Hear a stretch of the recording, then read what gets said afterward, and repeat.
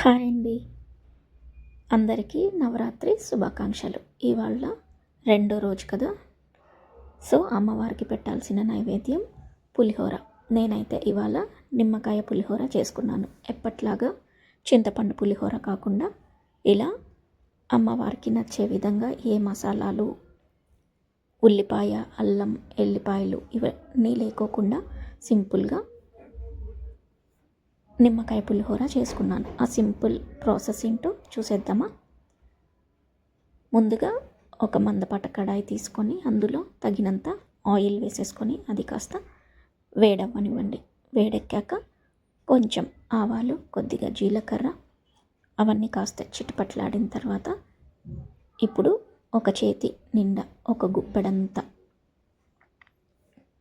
పల్లీలు వేసుకొని అవి కాస్త రంగు మారేంత వరకు వేపుకోండి. అవి వేగాక ఒక స్పూన్ శనగపప్పు, ఒక స్పూన్ మినప్పప్పు ఇవి కూడా వేసి రంగు మారేంత వరకు ఫ్రై చేసుకోండి. అవి కాస్త రంగు మారిన తర్వాత ఇప్పుడు మధ్యకు కట్ చేసి పెట్టుకున్న పచ్చిమిర్చి ముక్కలు, కరివేపాకు ఈ రెండు వేసుకొని కాస్త చిటపటలాడనివ్వండి. అవి కాస్త చిటపటలాడిన తర్వాత ఇప్పుడు ఒక 2 ఎండుమిర్చి కూడా వేసుకొని దాన్ని కాస్త దూరగా వేపండి. ఈ ఎండుమిర్చి మనం ఫస్ట్లోనే వేసుకోవచ్చు, కానీ అప్పుడే వేసేస్తే కొద్దిసేపటికే అది నలుపు రంగులో మారే ఛాన్సెస్ ఎక్కువగా ఉంటాయి. సో అందుకని నేను ఇలా మధ్యలో వేసుకుంటున్నాను.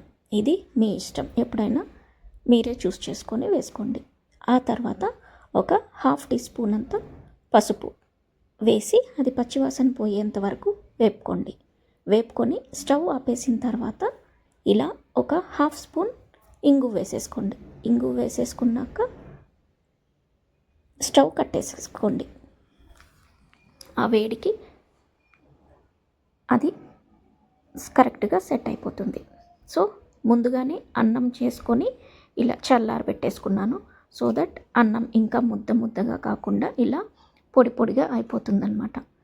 అదనమాట. తర్వాత మనం చేసి పెట్టుకున్న పులిహోర గుజ్జంతా ఇప్పుడు అన్నం మీద వేసుకొని తగినంత ఉప్పు అడ్జస్ట్ చేసుకొని ఒక పూర్తి నిమ్మకాయ రసంని ఇలా పిండేసుకొని అన్నీ కలిసేలాగా ఒక్కసారి బాగా కలిపేసుకోండి. ఎక్కడా కూడా వైట్ రైస్ కనిపించకుండా ఈవెన్గా అన్నీ కలిసేలాగా నెమ్మదిగా కలుపుకోండి. ఫాస్ట్గా చేస్తే అన్నం విరిగిపోతూ ఉంటుంది. అలా కాకుండా ఉండాలంటే ఇలా నెమ్మదిగా కలుపుకోండి. ఇంకా బాగా రావాలి అంటే స్పూన్ తీసేసి హ్యాపీగా చేత్తో కలిపేసుకోండి. చూసారా, ఇలా చివరిగా ఒక్క టీ స్పూన్ అంత మిరియాల పొడి పైనుంచి ఇలా చల్లేసుకొని మళ్ళీ ఒక్కసారి కలిపేసుకోండి. అదంతా కలిసే వరకు. అంతే అండి, దట్స్ ఇట్. మన ప్రసాదం పులిహోర రెడీ అయిపోయినట్టే.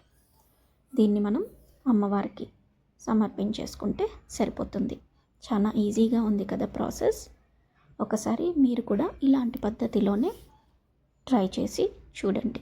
అలాగే ఎలా వచ్చిందో నాతో కమెంట్లో కూడా షేర్ చేసుకోండి. సో నచ్చిందా? మరి లేట్ ఎందుకు, మీరు కూడా ట్రై చేసేసేయండి. మీకు ఈ వీడియో అండ్ ఈ రెసిపీ నచ్చినట్లయితే లైక్ చేసి, షేర్ చేసి, కమెంట్లో ఎలా ఉందో చెప్పండి.